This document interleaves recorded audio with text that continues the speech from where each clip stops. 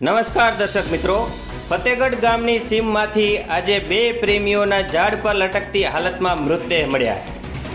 ગઈ તારીખ 4/9/2024ના રોજ સાંજના સમયે રવિ હીરાભાઈ કોલી નામનો એક યુવક તેની પ્રેમિકા શિલ્પા કોલીને લઈને નાસી જતી વેળાએ શિલ્પાની માતા જમણીબેન બાબુભાઈ કોલી તેમની 20 વર્ષની દીકરી શિલ્પાને મુકાવવા જતા રવિ કોલી નામના યુવકે યુવતીની માતાને છરીનો ઘા ઝીકી મોતને ઘાટ ઉતારી નાસી ગયા હતા.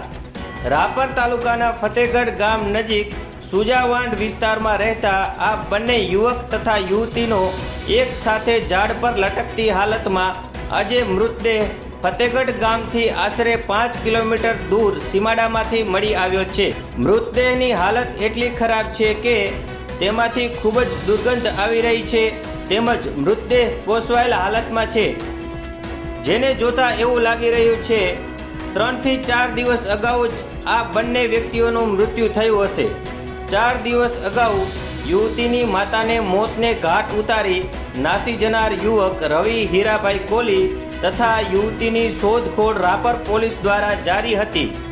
તેવામાં આજે આ બંને લોકોનો મૃતદેહ મળી આવતા આ કેસમાં એક નવો વળાંક જોવા મળ્યો છે. હાલ આ મૃતદેહને ઝાડ પરથી નીચે ઉતારી પોસ્ટમોર્ટમ માટે મોકલી આપવામાં આવેલ છે.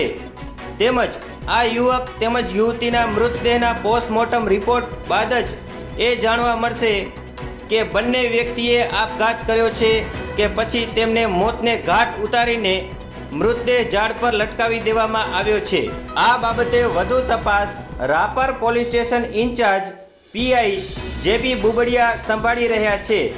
મર્ડર બાદ આજે બંને લોકોના મૃતદેહ મળી આવતા વાગડ પંથકમાં ચકચાર મચી જવા પામી છે.